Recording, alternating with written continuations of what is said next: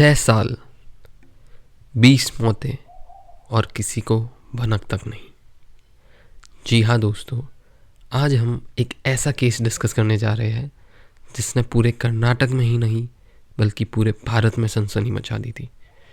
So hello everyone and welcome to crime science learning true crime series episode 1। आज जो हम case discuss करने जा रहे हैं वो केस आपको किसी मूवी या सीरीज़ से कम नहीं लगेगा, बल्कि इस कहानी पे एक सीरीज़ बनी भी है। तो चलिए जानते हैं एक ऐसे केस के बारे में जिसने पूरे इंडिया में सनसनी फैला दी। जी हाँ friends, the case of Karnataka serial killer, या हम कहें the case of cyanide Mohan AKA cyanide killer. Mohan Kumar Vivekanand एक आम सा दिखने वाला फिजिकल एजुकेशन टीचर, लेकिन असलियत में कुछ और। ये सब की शुरुआत होती है 2003 में, जब मोहन अपने पहले शिकार को अपने प्यार के जाल में फंसाता है, उससे शादी का वादा करता है और फिर उसे मौत के घाट उतार देता है। 2003 से लेकर 2009 तक मोहन तकरीबन 20 औरतों की हत्या कर देता है और किसी को इस क्राइम की भनक तक नहीं लगती। आखिर क्या था मोहन के क्राइम करने का तरीका? आखिर क्या था मोहन का मोडस ऑपरेंडी? आइए जानते हैं। मोहन के क्राइम करने का तरीका बहुत ही शातिर था। सबसे पहले वो ऐसी औरतों को टारगेट करता जो कि गरीब, अनमैरिड और वनरेबल हो।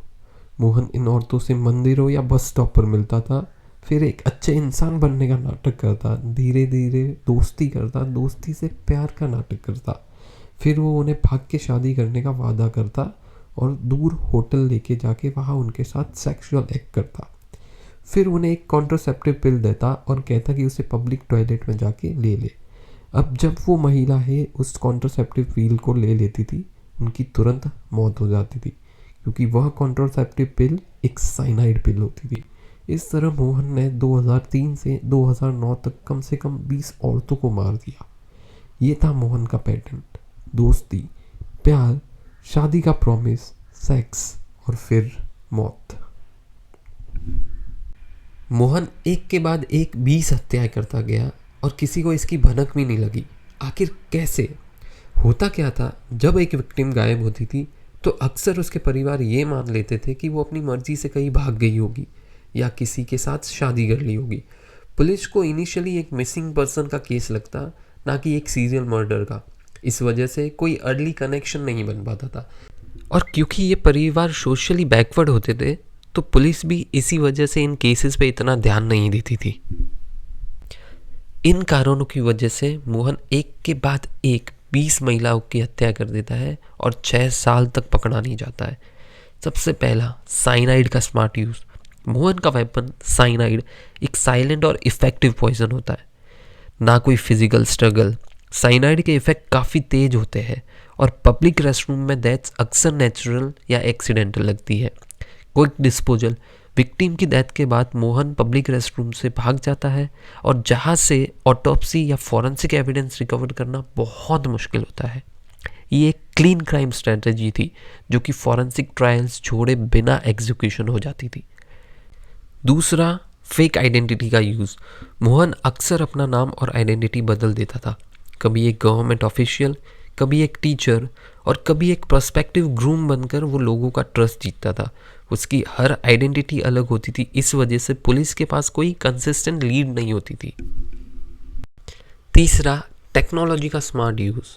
मोहन ने अपने शिकार के फ़ोन और बिलोंगिंग्स चुराकर अगले शिकार ढूंढने के लिए यूज़ किए।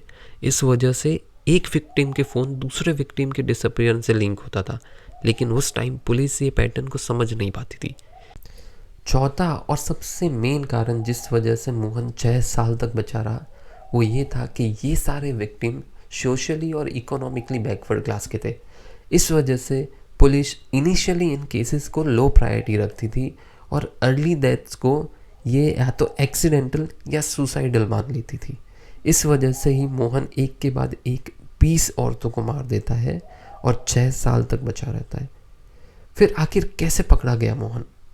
आइए जानते हैं। क्रिमिनल चाहे कितना भी शातिर हो, लेकिन एक ना एक गलती कर ही देता है, और वैसी ही एक गलती मोहन से भी हो गई थी। उसने अपने एक विक्टिम के फ़ोन से दूसरे विक्टिम को कांटेक्ट किया, और यही थी मोहन की सबसे बड़ी गलती।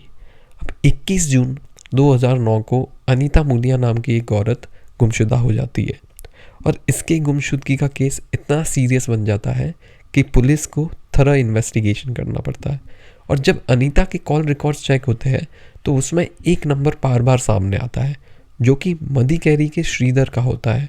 अब पुलिस जब श्रीधर से पूछताछ करती है तो उन्हें पता चलता है कि उसकी बहन कावेरी भी गुमशुदा है। अब जब पुलिस कावेरी का केस देखती है तो उन्हें ऐसी ही और भी औरतों के मिसिंग होने का पता चलता है, जैसे कि पुष्पा और विनू था। और जब पुलिस इन सब के पैटर्न को कनेक्ट करती है तो उन्हें एक IMEI नंबर का सब में पता चलता है, जो कि मोहन का होता है। फिर पुलिस 21 अक्टूबर 2009 को एक लोकल औरत की मदद से मोहन को ट्रैप करती है। उसे वह बस स्टेशन से गिरफ्तार करती है, और फिर जब मोहन कन्फेस करता है तो उन्हें पता चलता है कि इसने अब तक 20 औरतों की हत्या की होती है। तो यही थी कहानी साइनाइड किलर की। अगर आपको ये वीडियो पसंद आया हो तो प्लीज़ लाइक, शेयर और सब्सक्राइब करें,